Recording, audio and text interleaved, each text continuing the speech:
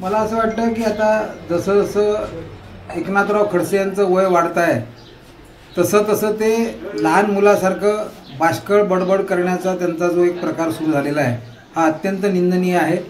आणि आमचे नेते भारतीय जनता पार्टीचे महाराष्ट्राचे ज्येष्ठ मंत्री माननीय गिरीश महाजनजी यांचं सततचं उंचावणारं काम आणि हे सतत त्यांची ज्या कामाची प्रतिक्रिया देण्यासाठी म्हणून लोक त्यांना संकटमोचक म्हणतात आणि त्यांनी कधीही आत्तापर्यंत खालच्या पातळीवर नाथाभाऊंवर टीका केलेली नव्हती। पण नाथाभाऊंची एक दुर्दैवी सवय आहे की ते कुठल्याही वाक्याचा आधार घेऊन लगेच बोलतात, यू टर्न करतात। मला असं वाटतं माझ्यासारख्या एका लहान कार्यकर्त्यांनी त्यांच्याबद्दल बोलणं म्हणजे संयुक्तिक होणार नाही, पण नाईलाज म्हणून मी आज त्यांना आपल्या माध्यमातून असा सल्ला देतो आहे की त्यांनी जर त्यांच्या बोलण्यावर कंट्रोल केला आणि त्यांचं बोलणं जर त्यांनी थांबवलं तर पुष्कळ त्यांचे प्रॉब्लेम सुटतील आणि खडसे परिवाराचेही प्रॉब्लेम सुटतील।